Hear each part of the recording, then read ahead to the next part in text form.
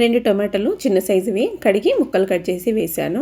ఒక పెద్ద సైజు ఉల్లిపాయను కూడా కట్ చేసి వేసాను. కారంకి సరిపడా ఒక 5-6 పచ్చిమిరపకాయలు, ఇవి కారం ఎక్కువ ఉంటాయి.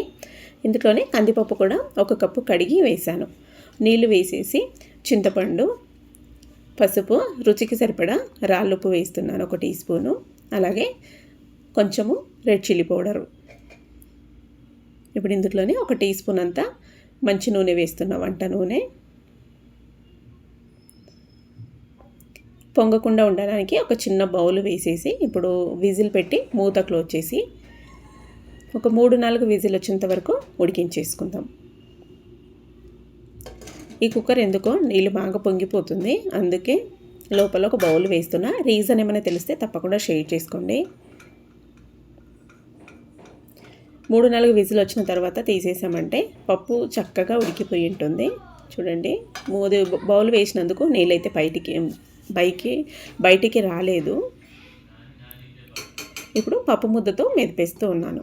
కావాలంటే మిక్సీ వేసుకోవచ్చు. నాకైతే పప్పు ముద్దతో మెదిపితేనే టేస్ట్ బాగా అనిపిస్తుంది, మిక్సీకి వేస్తే అంత నచ్చట్లేదు. ఇలాగా పప్పు ముద్దతో మెదిపేశాను. పప్పు ఎందుకో కొద్దిగా మెత్తగా ఉడకలేదు. ఇప్పుడు ఇందులోనే సన్నగా కొత్తిమీర తురుముని తుంచి వేస్తున్నాను. ఇలా ఆకు మొత్తం వేసేసుకొని అంతా ఒకసారి బాగా మిక్స్ చేసుకొని మీడియం ఫ్లేమ్లో బాగా ఒక ఉడుకు పట్టేంత వరకు ఉడికించేసుకోవాలి. టేస్ట్ చూసుకొని ఉప్పు ఏమైనా పడేటట్టుంటే ఉప్పు వేసేసుకోవచ్చు. నాకైతే నేను చేసిన టేస్ట్ సరిపోయింది ఉప్పు. ఇలా చూడండి, ఇలా బాగా ఒక ఉడుకు పట్టిందంటే ఇప్పుడు ఫైనల్గా ఇందులోకి పోపు అయితే వేసేసుకుందాం.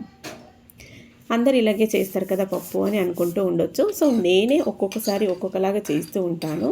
అండ్ చాలామంది చాలా రకాలుగా కూడా చేస్తూ ఉంటారు. చింతపండు వేయకుండా ఓన్లీ టొమాటోని వేసి చేస్తుంటారు. టొమాటోలు, ఉల్లిపాయలు వేయకుండా ప్లెయిన్గా కూడా ఓన్లీ చింతపండు వేసి చేస్తూ ఉంటారు. ఈ విధంగా రకరకాలుగా చేస్తూ ఉంటారు.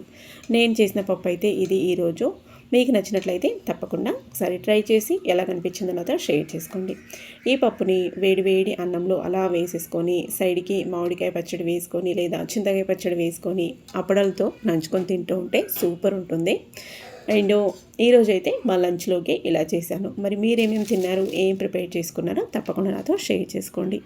నెక్స్ట్ మళ్ళీ ఒక హెల్తీ రెసిపీతో కలుద్దాం. Thank you for watching.